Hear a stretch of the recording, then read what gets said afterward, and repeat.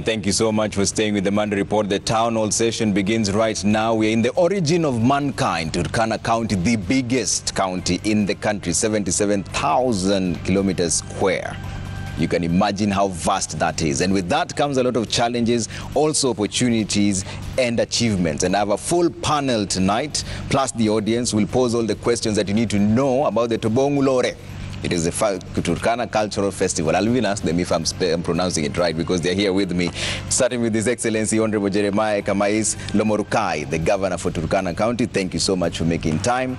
Peter Eripete is here. He's the County Secretary, Head of County Public Service as well. Thank you very much for making time. Dr. Michael Ekidor Eregai, the County Executive Committee Member for Finance and Economic Planning. Asante sana for making time. Audan Lea Lokala, County Executive Committee Member for Tourism, Culture, Natural Resources and Climate Change. Samuel Ekale Ekitela, County Chief Officer for Economic Planning, and Boniface Lokale Korobe, County Director for Culture, Heritage and Arts. Thank you all for making time this evening. We'll also be speaking to some of the CECs who are on the front line here, plus the audience from Turkana. They'll pose their questions in their own way as we celebrate the Turkana culture, climate change and the opportunities that lie in this vast county. And I'll start with you, Governor. This is an interesting county because, one, it is the biggest in the country. Second, it borders 3 countries. Uganda, South Sudan and Ethiopia. How have you managed to thaw the relationships that was hitherto a bit of a strife? How have you managed to maintain peace? Okay, thank you, Trevor. I will start first by introducing myself properly to the audience and to yourself. I'm called Jeremiah Kamais Lomorukai Napotikan, the governor for the great county of Turkana. I think I will start by first welcoming you people to the cradle of mankind. Thank you very much. Of course, as you have mentioned, this is the county that has been proven to be a place or a home for every human being. So meaning I am the governor for the entire world. I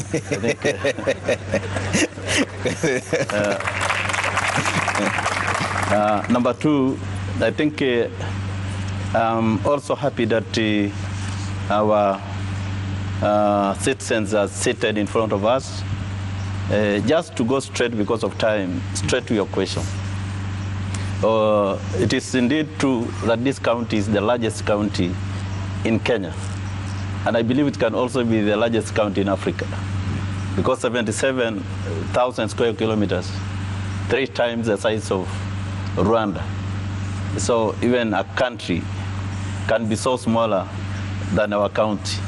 So managing issues of insecurity is a very difficult task. But I have managed to transfer the entire county in 2 years. I've been able to reach the entire of Turkana North, which we give in terms of radius, from here to the farthest end of Turkana Northern Akua area in Kibish is over 450 kilometers. But with the urge of trying actually to manage issues of insecurity, I've gone up to those places, areas of Natapar, areas of Lorumor, Kaitede, areas of Kokoro, and many others, and also areas within that particular sub-county. I've gone to areas in Turkana West to an extent of even going beyond to the district or the state of Eastern Equatoria to try to go and meet the governor for that particular region or state to discuss issues of insecurity, to discuss how we can put our people together, because there's a tribe in in South Sudan called Toposa. We speak with them the same language, but because of issue of sharing resources and trying actually to compete over the meager resources, we've been fighting for a long time, and yet we are speaking the same language. That actually triggered me to visit the state of Eastern Equatoria to see Lobong, the governor for that particular state, to discuss issues of insecurity. And also to meet one of our greatest friends called Lokeno. He's a commissioner, small guy to Lobong. Yeah. He works under Lobong. But also controls the pastoralists, who are now the actors. We invited him here for about 2 weeks to discuss issues related to insecurity in that particular belt. I've also managed to go to Uganda. Of course, the times I've gone to Uganda are uncountable. Within 2 years, I've gone there to, one, I appealed over a case of our boys who are jailed in Uganda. Each of them was jailed for 20 years. We appealed, but we also applied a diplomatic formula of trying to harmonize the relationship between the leadership and ourselves from Kenya. That really worked very well, and we managed to release the 32 boys. And we brought them back home. They were able to meet with their parents, and now they're safe at home. Okay. Yeah, I think those are some of the things we have done. And many other initiatives of peace building through initiatives such as now Tobong Lore, cultural festivals, been visiting other areas which have also been doing the cultural activities, like in Turkana's north, in Ethiopia. We attended the Yangatom event, cultural event, to discuss. We went as far as Sodo to attend inauguration of the president of South Omo, and also to appeal to them to release a boy from Turkana County who ran on a small kid and killed him, but he was jailed there for a number of months. I was able, plus my team here, to go and negotiate, and I was given the boy handed over to the parents in Kokro. It was celebrated very well. Governor, your county being the biggest in the country, there's definitely some challenges. One of them is water, food security, and livestock. How have you dealt with those three things? Because those are some of the things that are closest to the hearts of the people of Turkana. Okay, I think in my 9-point agenda, or the 9-point agenda for this great county, the first one is water. And I think where we are conducting this particular interview is called Kanam Kemer. This is a ward. When I came in, it had a lot of challenges related to lack of water. But if you really offered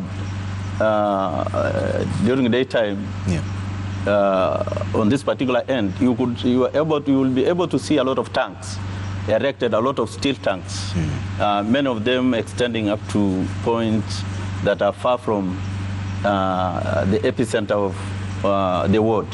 That has been my urge as the governor for this county, to try to reduce, to minimize the distance that our people go looking for water, majorly the women.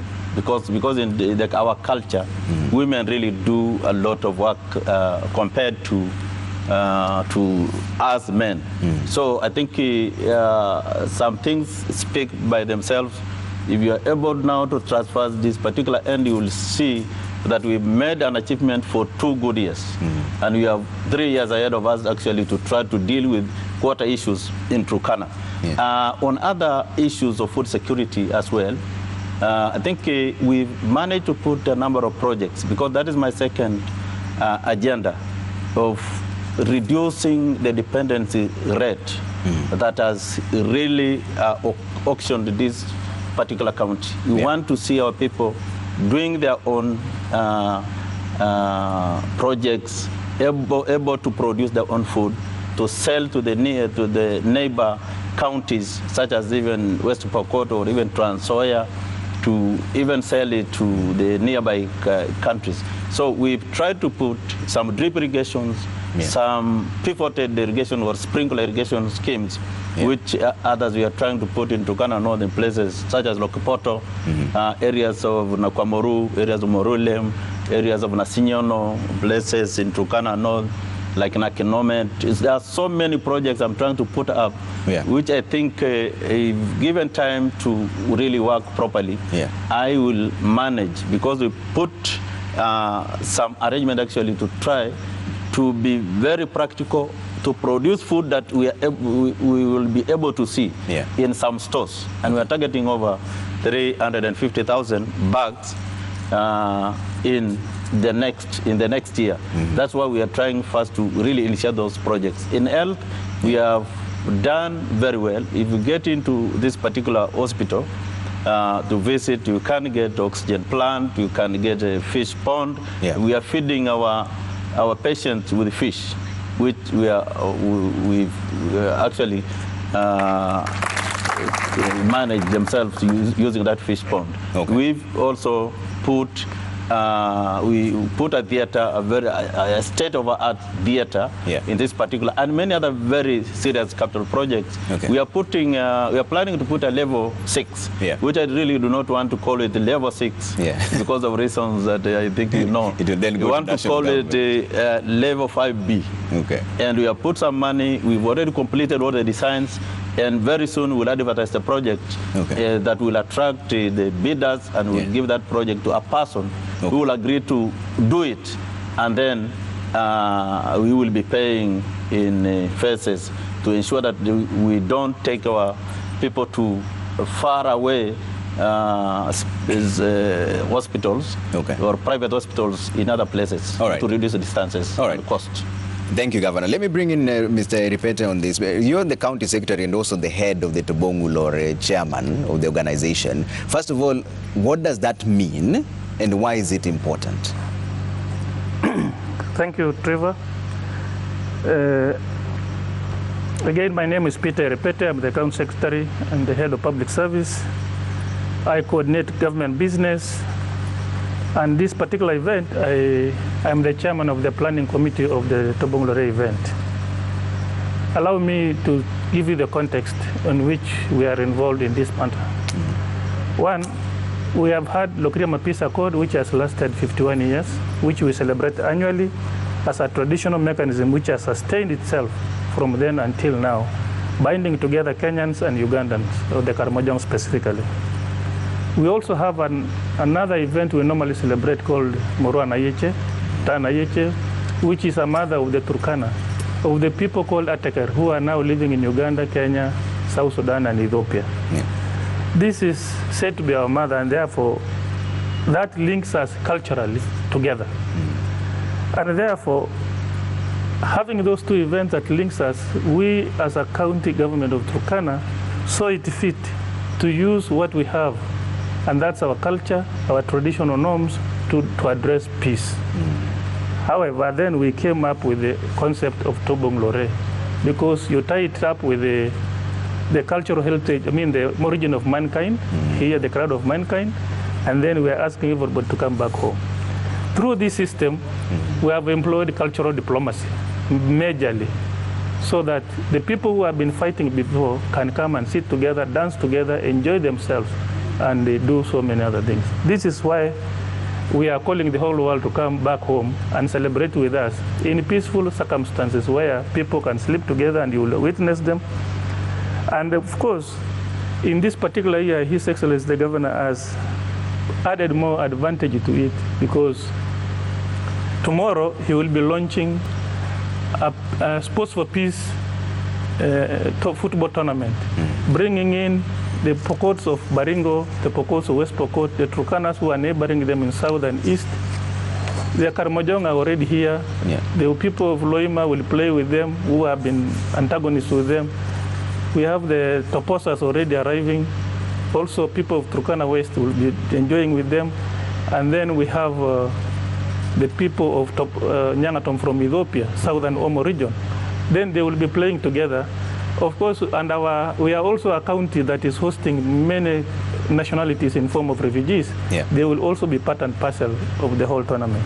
But the idea is to bring the people together, sit together so that when they go back, they appreciate one another and do other things.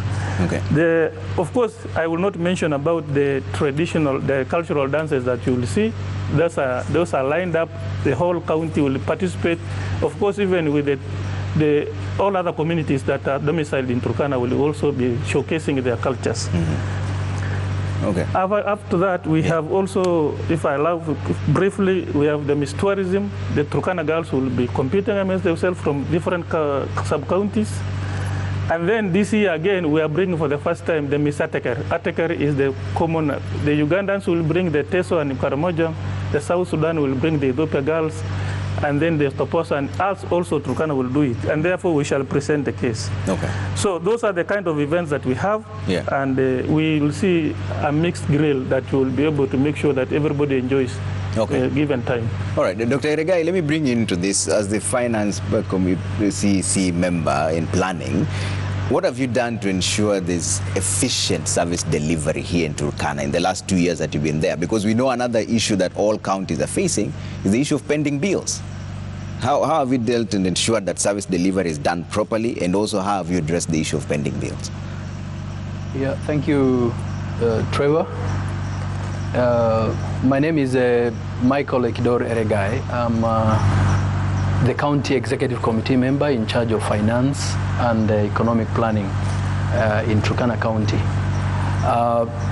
To begin with, we are all aware that the governor has a 9-point agenda, which is quite enormous, ambitious, and at finance, we are trying to cope with the agenda. And so that means at the level of planning, we have incorporated it into the CIDP, County Integrated Development Plan. I'm here with the Chief Officer for Planning. He will elaborate more on that. At Treasury, financial prudence is key. So when the new administration came in, one of the very first things we did was to restructure the Treasury both structurally and administratively to ensure that we are able to efficiently service the 9-point agenda in tandem with the available budget. So very fast we created sections and we segregated duties. Several sections with specific duties. There are people dealing with reporting, people dealing with examination, people dealing with specific operations, and that has resulted into efficiency in that we've been able to move absorption rate from about 50% in the year 2022-2023 to 63% in the year 2023-2024. Yeah. And we are still moving ahead. So that is very important and something that we are proud of. Secondly, the issue of interests. In the past years, Turkana County has recorded one of the highest interests in the country of above 1 billion. Yeah. But in the last financial year, we are glad to report that we've been able to bring this down to almost a half. We recorded 740 million in interest. And this is because of established internal controls that ensure that there is financial prudence. And issues of audit.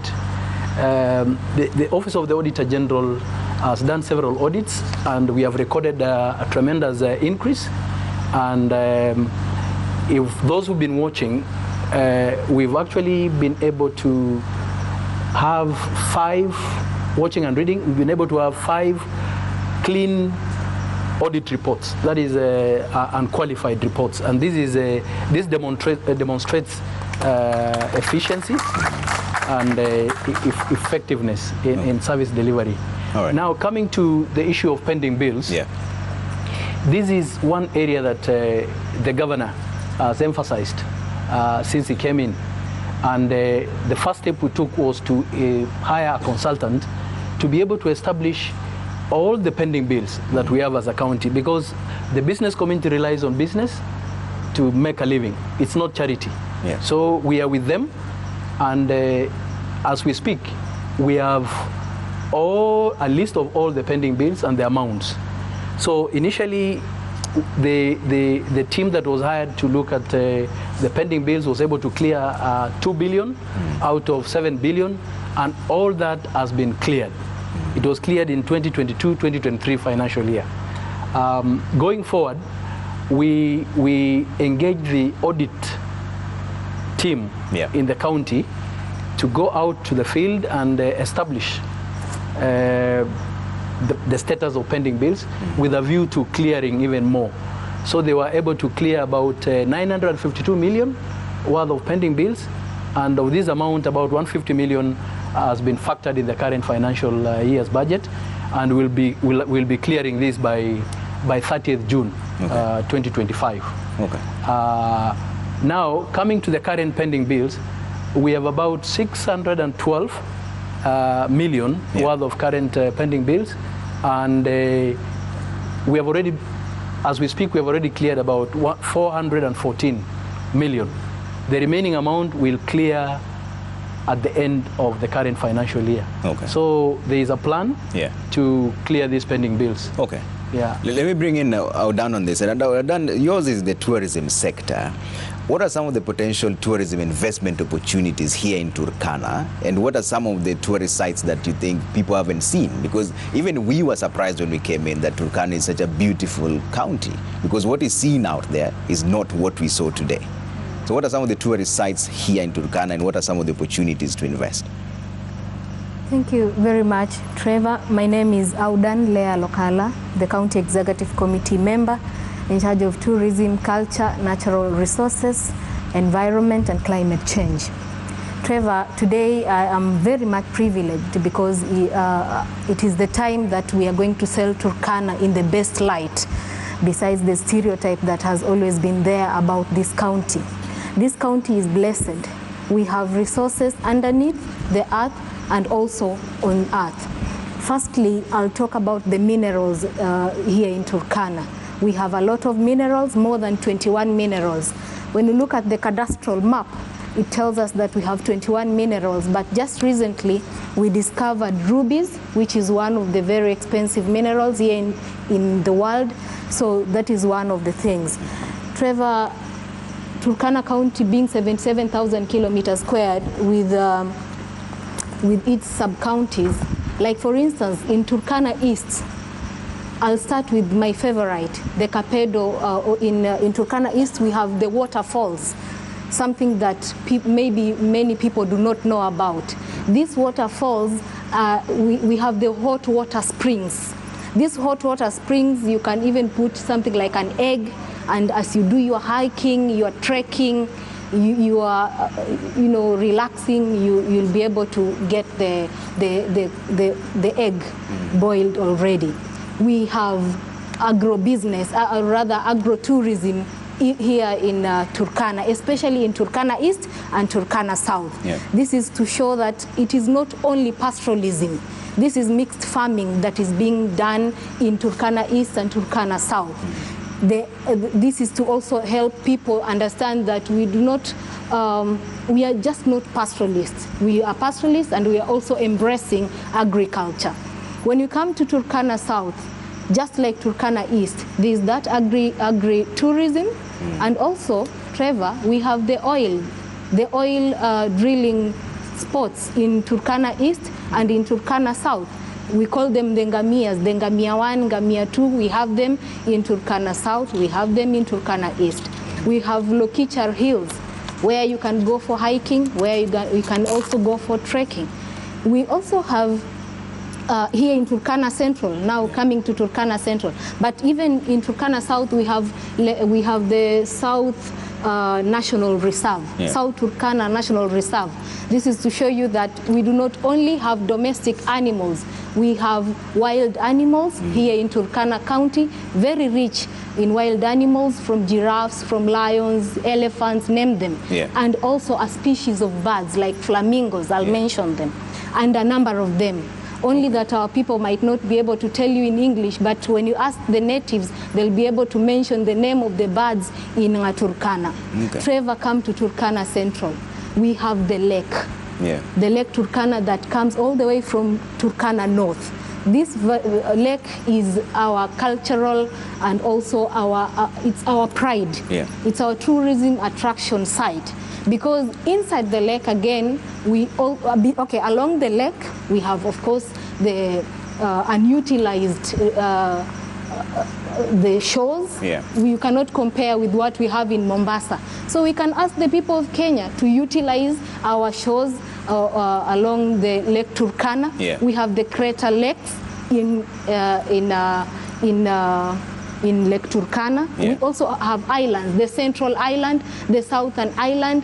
These things are things that people do not know outside there. Yeah. If you look at our website, you can even Google, you will see that we have the Central Island, the South Island, which is a home for the crocodiles, which is a home for the flamingos, yeah, which is a home for tilapia.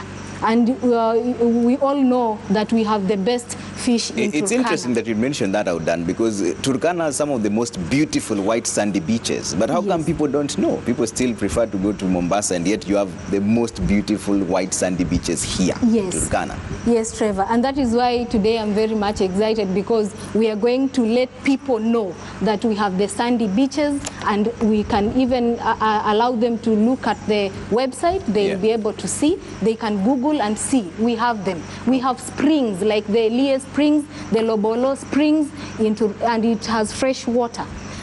Trevor, our lake, besides our lake, you can even go to Turkana North. There's something about Turkana North and Turkana Central, being a historical site for historical history or historical tourism, because Turkana County participated even in chasing away the beberus, because the Kenyatta line, we have the Kenyatta line here. So as we talk about the history of Kenya, Turkana, which is not mostly, you'll learn that when people talk about the history of Kenya, they don't mention Turkana, yet it participated. And we have an evidence. You go to Kenyatta line somewhere near the Catholic Church, we have Kenyatta line to show that, even in Turkana North.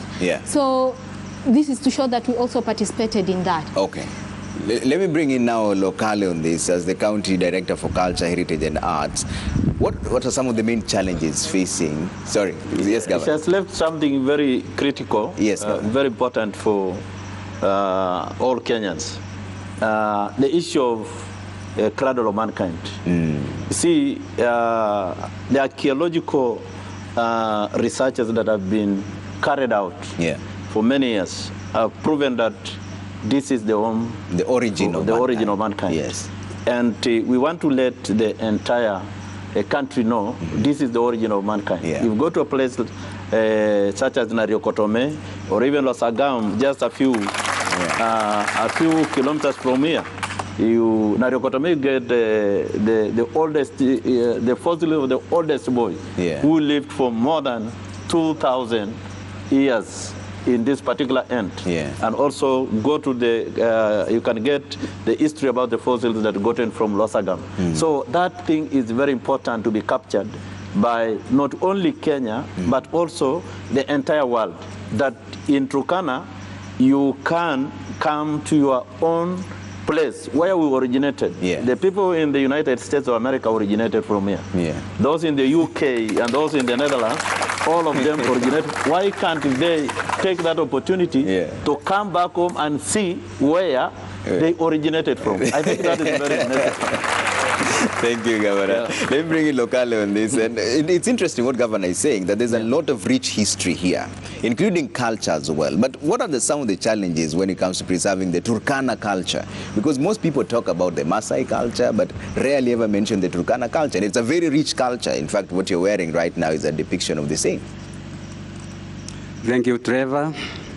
Good evening, our viewers. Good evening. There are so many challenges that face preservation of our traditions or Turkana cultural heritage. And first of them all is inadequate resources. Because when it comes to looking for resources to finance cultural activities, there are so many other competing priorities. Turkana County is always accused or envied for receiving some substantial allocation from the ordinary revenue. But little is known about the tremendous or enormous kind of problems that we have as a county. So when it comes to scoring the needs that we have, culture ranks or scores low against those other competing priorities, like water, like health, like food. So it receives very little allocation that can be used to promote, preserve, or develop our cultural heritage. And sometimes, even when it receives that little allocation, sometimes it becomes, when there is, say, a crisis, emergency, sometimes that money can be reallocated because preservation of culture can wait, but anger cannot wait. Right? So it's just a matter of priorities here. Yeah, it is a matter of priorities. Okay. And then secondly, even with that constraint, when children go to school, they get introduced to foreign cultures in terms of learning different languages, like Kiswahili, English, which are said to be national language or language for wider communication. And they get introduced to foreign kinds of lifestyles. Yeah. This is what people call civilization or Western lifestyle. People would prefer putting on clothes and maybe look down upon those who put their traditional outfits like I do. Yeah. No, there's that kind of feeling where youth are, fading in terms of interest in their own traditions. Okay. You find them maybe having that feeling that they can be counted as advanced if they embrace Western way of doing things. Okay. So that is a big challenge also in terms of developing and preserving our cultural heritage. Okay. Let me bring in a colleague. This says that in terms of planning, and it's interesting what he's saying, that the issue here is priorities. Now, how have you ensured in your department that the CIDP, which is the County Integrated Development Plan, and the ADP, which is the Annual Development Plan, serves the people of Turkana from the farthest of where they are? Because it's 77,000 kilometers square. It's a big place. How do you ensure that you're planning for each and every one of them? Trevor, my name is Ekale Samuel Ekitela, County Chief Officer for Economic Planning. Thank you for your question. Just before I go to the said question, I come from Kapedo, the Paytom ward. Just to add up to what my Waziri for Culture and my Director for Tourism did today, we had 15 vehicles today visiting Kapedo waterfalls, packed with the people. That means Kapedo is opening up. And yesterday we were celebrating our first ever DCC Mashujaa celebration in Kapedo. Also in Kapedo and Paytom ward, we have sand dunes even better than those in India and other parts of the world. Those sand dunes in Kapedo and a place called Nalio, every day or in every week, we have flights from Nanyuki to that place, to Nalio, along Suguta route. So we telling the country and the people of Turkana and the people in Kenya, that Kapedo, Napeto Mwad, Suguta sub-county has the best places to visit, especially this festive season. Back to you. The governor, our second governor, Jeremiah Lomokai, had some advantage. A reason, during the transition, we had not finished our CIDP 3. And so his manifesto, the 9-point agenda, were aligned to our third generation county integrated development plan. The 9 points that he had for the people of Turkana, that is water, food security, peace building, health, education, land, wealth creation, and partnerships. And so each year we do what we call annual development plans. And this helps us take a review of our preceding years and also do priorities each year. And how do we do this? We do it through comprehensive public participation, where we take priorities from the people, then plan sectorally through county departments. And so, like for this financial year, the 9-point agenda for the governor has been massively budgeted for. Case example is water. We have 811 million set aside to do priorities on water. We have 391 million for food security. We have 122 million for peace building. Those programs that our CS was just telling you, a program of peace building through our borders, that is Ethiopia, Sudan, Uganda, and our local programs. Even budgeting for the said peace tournaments. In health, one of his major priority, we have allocated close to 1.6 billion to finance even the level 5B hospital, as well as the pharmaceuticals, to reach the lowest part of our counties, that is Kapedo or Kibish, Nadapal, and the farthest parts of Loima across the county. In education, His Excellency the Governor have already budgeted for 1.2 billion for education. Of 1.2 billion, 535 million goes for bursaries. That is for bursaries for TVETs and colleges. And others, just to mention a few.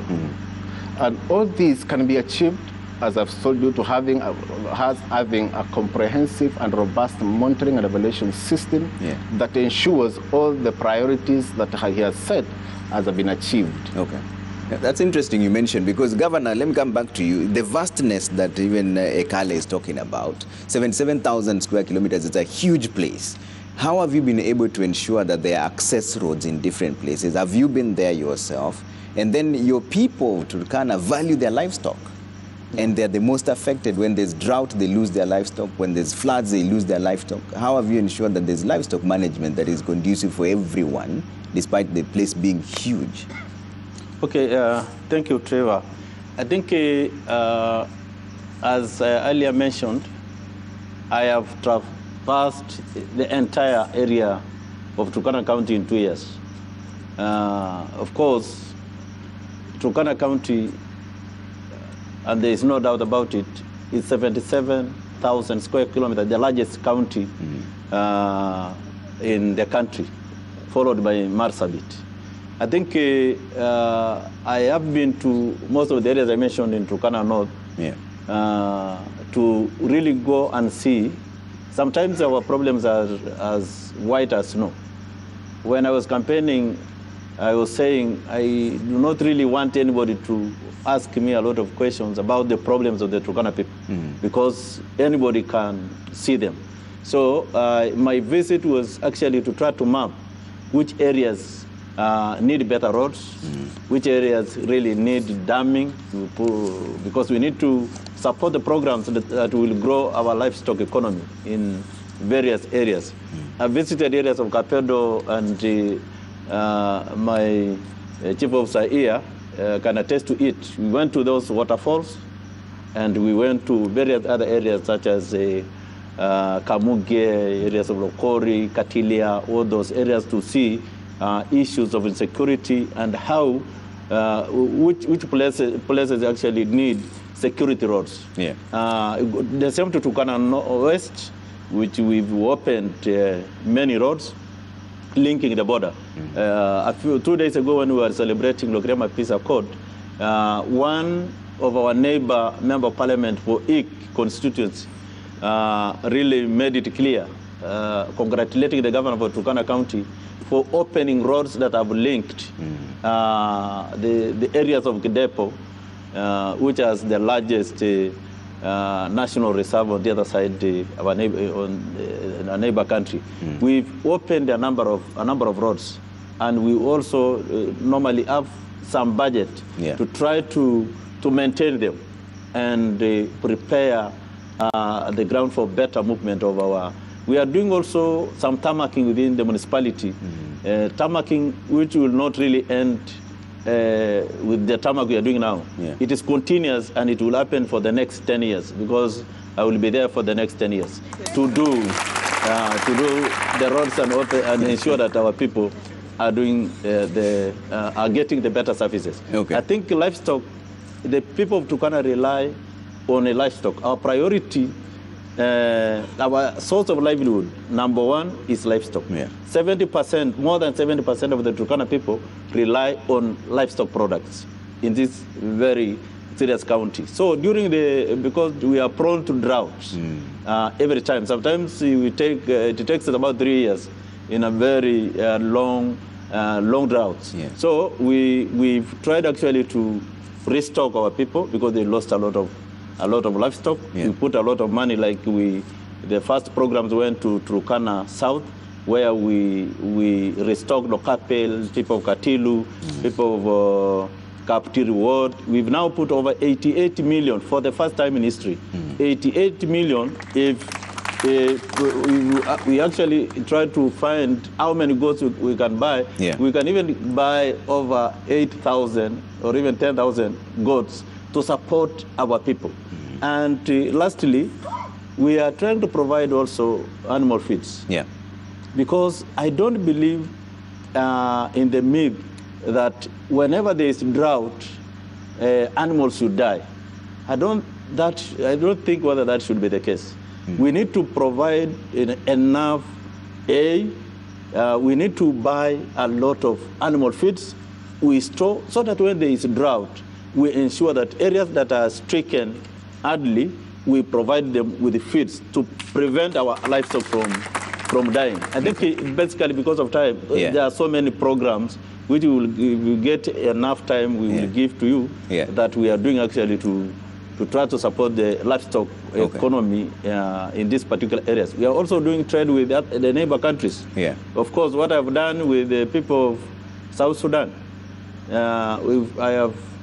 because I said I have met a number of key politicians there, and we've opened the route. Turkana people are now deep into Eastern Equatoria and even beyond into Juba. And the same to the Topos are now coming to Lokichogo to trade. So our livestock can now be sold to the neighbor countries. And our lake also, the fish, the best fish. I think that is part of also ways of supporting our people. I think it is the best fish. Congo now are saying our fish is the best in East Africa. To an extent, the neighborhood are not happy with it's becoming competitive. I'd like to bring in Dr. Regai on this issue of on-source revenue collection.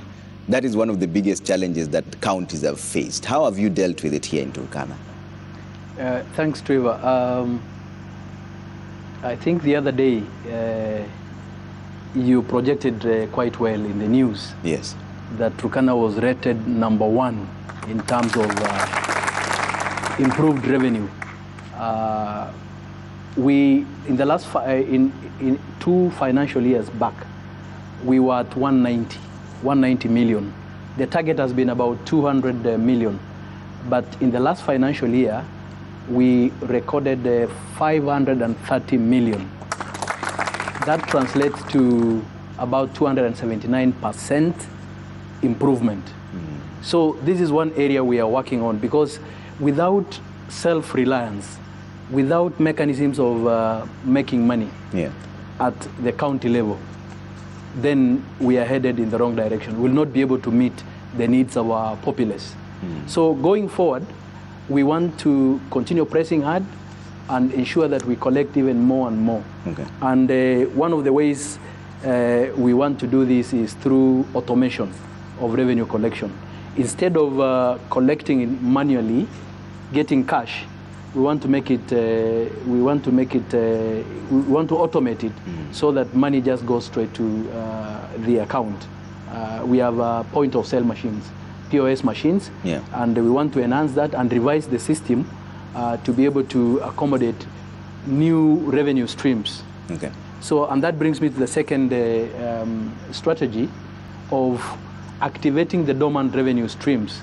I'm talking of streams like machinery, government machinery. We've not been collecting revenue from effectively and optimally from the use of these machines or from the hire of these machines. So currently, Ministry of Water, Ministry of Agriculture, and Ministry of Roads and Infrastructure, we want to put in a mechanism of ensuring that we collect revenue from the hire of these machines. And many more, and many more. So we are bringing in a software called TADAT, a management tool to help us track revenue, monitor, and improve where possible. We are also in talks with Safaricom to see whether we can be able to improve the system. So there are plans. Yes, Governor. Can allow me to supplement a bit. Yes. The directive that I've given to the department, because when I came in, sometimes without telling my team, I tried to really devise ways of getting how we are making unnecessary losses on revenue collections. I found during the other regime, we lost 330 million Kenya shillings through dubious ways and very crafty and corrupt revenue collectors. And then during my period, there is a likelihood that we've lost over 88 million. And that now gives us a notch that we need actually to be very now keen about the ways we've been losing that particular money. We need to close those loopholes. We call it those routes, routes in which we lost the money. We know them. I have instructed the Minister for Finance and the chief officers, the two of them, both for planning and the other one, to really look into those, because we have gotten the real report about how we've been losing that particular money. Money, if collected and now put into, we will be collecting over 1 billion Kenya shillings as a county, and it will supplement through the exchequer money we receive. That's interesting. We have to take a quick break. When we come back now, I'll open the floor for questions. How many of you have questions? By a show of hands, let me see. There's a mic. We'll get a microphone here and back there. But we're taking a quick break. We're back with much more in just a bit. All right? Stay with the Monday Report.